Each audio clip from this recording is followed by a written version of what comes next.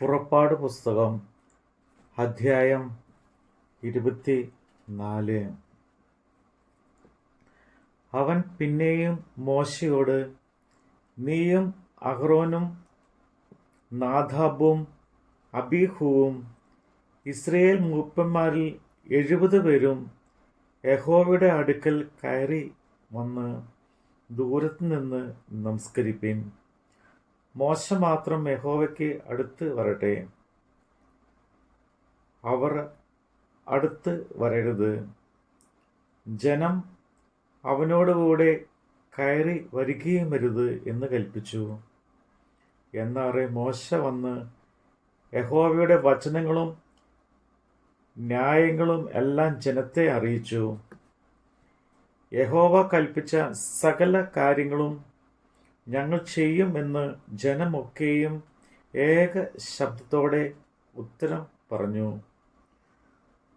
മോശ യഹോവയുടെ വചനങ്ങളൊക്കെയും എഴുതി അതികാലത്ത് എഴുന്നേറ്റ് പർവ്വതത്തിൻ്റെ അടിവാരത്ത് ഒരു യാഗപീഠവും ഇസ്രായേലിൻ്റെ 12 ഗോത്രങ്ങളുടെ സംഖ്യക്കൊത്തവണ്ണം 12 തൂണും പണിതു.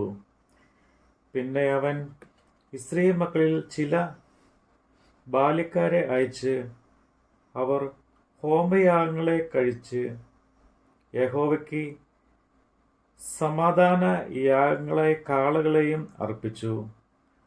മോശ രക്തത്തിൻ്റെ പാതി എടുത്ത് പാത്രത്തിൽ ഒഴിച്ച് രക്തത്തിൽ പാതി യാഗപീഠത്തിന്മേൽ തളിച്ചു.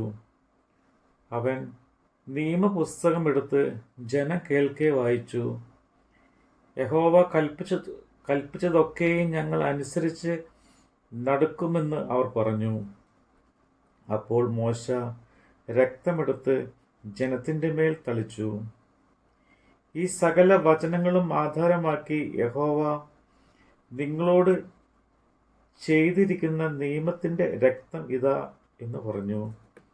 അനന്തരം മോശയും അഹ്റോനും നാദാബും അബീഹുവും ഇസ്രായേൽ മൂപ്പന്മാരിൽ 70 പേരും കൂടെ കയറി ചെന്നു. അവർ ഇസ്രായേലിൻ്റെ ദൈവത്തെ കണ്ടു. അവൻ്റെ പാദങ്ങൾക്ക് കീഴെ നീലക്കല്ല് പടുത്ത തളം പോലെയും ആകാശത്തിൻ്റെ സ്വച്ഛത പോലെയും ആയിരുന്നു. ഇസ്രായേൽ മക്കളുടെ പ്രമാണികൾക്ക് തൃക്കൈകൾ ഒന്നും ഭവിച്ചില്ല. അവർ ദൈവത്തെ കണ്ട് ഭക്ഷണ പാനീയങ്ങൾ കഴിച്ചു. പിന്നെ യഹോവ മോശയോട്, നീ എൻ്റെ അടുക്കൽ പർവ്വതത്തിൽ കയറി വന്ന് അവിടെ ഇരിക്കുക.